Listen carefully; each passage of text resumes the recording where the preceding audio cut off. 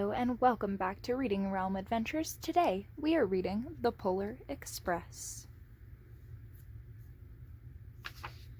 The Polar Express, written and illustrated by Chris Van Allenberg. The Polar Express. On Christmas Eve, many years ago, I lay quietly in my bed. I did not rustle the sheets. I breathed slowly and silently. I was listening for a sound a friend had told me I'd never hear, the ringing of Santa's sleigh. There is no Santa, my friend had insisted, but I knew he was wrong. Late that night, I did hear sounds, though not of ringing bells. From outside came the sounds of hissing steam and squeaking metal. I looked through my window, and I saw a train standing perfectly still in front of my house. It was wrapped in an apron of steam. Snowflakes fell lightly around it. A conductor stood on the open door of one of the cars. He took a large pocket watch from his vest, then looked up at my window. I put on my slippers and my robe, tiptoed downstairs and out the door. "All aboard!" the conductor cried out. I ran up to him. "Well," he said, "are you coming?" "Where?" I asked. "Why, to the North Pole, of course," was his answer. "This is the Polar Express." I took his outreached hand, and he pulled me on board. The train was filled with other children, all in their pajamas and nightgowns. We sang Christmas carols and ate candies with nougat centers as white as snow.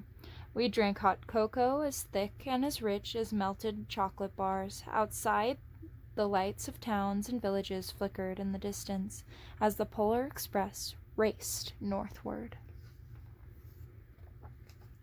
Soon, there was no more lights to be seen.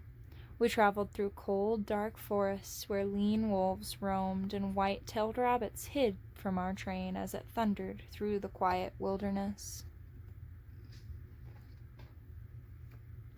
We climbed mountains so high it seemed as if we could scrape the moon, but the Polar Express never slowed down. Faster and faster we ran along, rolling over the peaks and through the valleys like a car on a roller coaster. The mountains turned into hills, the hills into snow-covered plains. We crossed a barren desert of ice, the great polar ice cap. Lights appeared in the distance. They looked like the lights of a strange ocean liner sailing on a frozen sea. "There," the conductor said, "is the North Pole." The North Pole. It was a huge city standing alone at the top of the world, filled with factories where every Christmas toy was made. At first, we saw no elves. "They are gathering at the center of the city," the conductor told us. "That is where Santa will give the first gift of Christmas." "Who receives the first gift?" we all asked.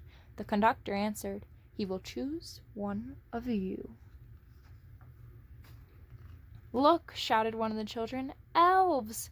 Outside, we saw hundreds of elves as our train car drew closer to the center of the North Pole.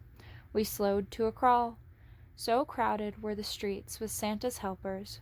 When the Polar Express could go no farther, we stopped, and the conductor led us outside. We pressed through the crowd to the edge of a large open circle. In front of us stood Santa's sleigh. The reindeer were excited.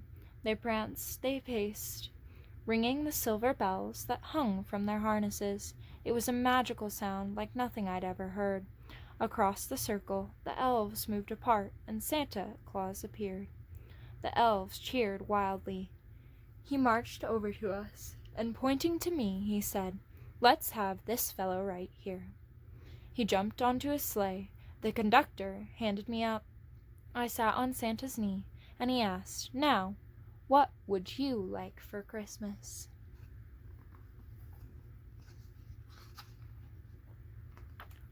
I knew that I could have any gift I could imagine, but the thing I wanted most for Christmas was not inside Santa's giant bag. What I wanted more than anything was one silver bell from Santa's sleigh. When I asked, Santa smiled.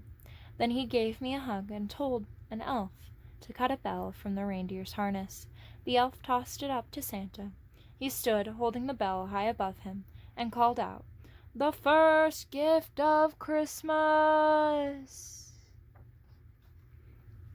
A clock struck midnight as the elves roared their approval. Santa handed the bell to me, and I put it in my bathrobe pocket. The conductor helped me down from the sleigh. Santa shouted out to the reindeers' names and cracked his whip. The team charged forward and climbed into the air. Santa circled once above us, then disappeared into the cold, dark polar sky. As soon as we were back inside the Polar Express, the other children asked to see the bell. I reached into my pocket, but the only thing I felt was a hole. I had lost the silver bell from Santa Claus's sleigh. "Let's hurry outside and look for it," one of the children said, but the train gave a sudden lurch and started moving. We were on our way home. It broke my heart to lose the bell. When the train reached my house, I sadly left the other children. I stood at my doorway and waved goodbye. The conductor said something from the moving train, but I couldn't hear him. "What?" I yelled. He cupped his hands around his mouth. "Merry Christmas!" he shouted.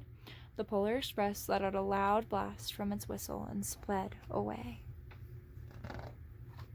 On Christmas morning, my little sister Sarah and I opened our presents.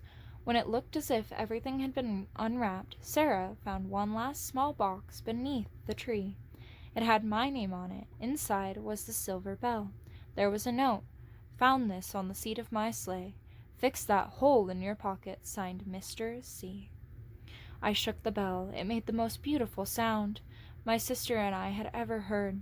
But my mother said, "Oh, that's too bad." "Yes," said my father, "it's broken."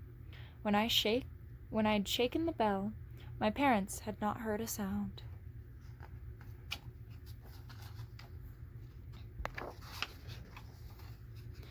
At one time, most of my friends could hear the bell, but as the years passed, it fell silent for all of them.